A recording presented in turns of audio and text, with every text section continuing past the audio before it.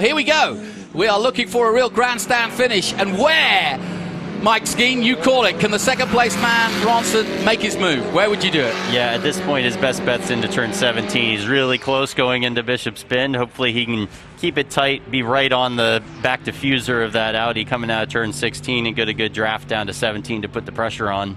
He is right there, definitely putting the pressure on now. This is the closest we've seen them in the whole race. Yeah, like you say, would you go for a block pass up the exit of Ullman? You get the run and maybe get a drag on him and then move to the inside. But we saw a Ferrari spin there because of the bumps early on. How would you play it? The tricky part, as we see some traffic, and he's going looking for the inside, but there's also a lot of debris to the inside, lots of marbles, so you don't want to collect too much dirt, but man, they're getting parked behind this S2000 car. Oh, and he's got to the inside! Oh, that was brilliantly done by Ronson!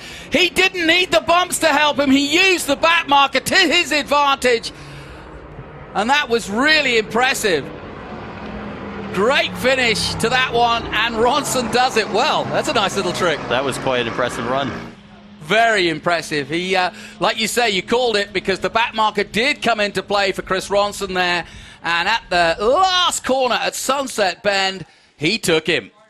Excellent stuff. So here we can see as we look down the straightaway, all those marbles off to the left side and in the foreground. That's why you don't want to go down to the inside too early and collect all that. But he was fortunate to have that lap car as they entered turn 17 slow him up and split him. Really good stuff. Chris Ronson, in the dying moments of that race, takes victory over Travis Engen, who does his back-to-back races. Dominic in Cantalupo in third place, and Jacek Mucha in fourth. Hobart Booper in fifth position. But that was a great finish.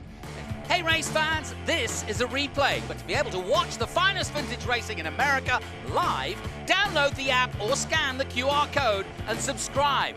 Available on both Android and iOS, this is the only place to watch the 2021 season of SVRA live with over 10 hours of coverage each and every weekend. Our unique live stream coverage will bring you all the action from each group, as well as live timing, results and news from the biggest collection of vintage races in the USA. Subscriptions for the race weekend are just $9.99 per weekend or $59.99 for the season.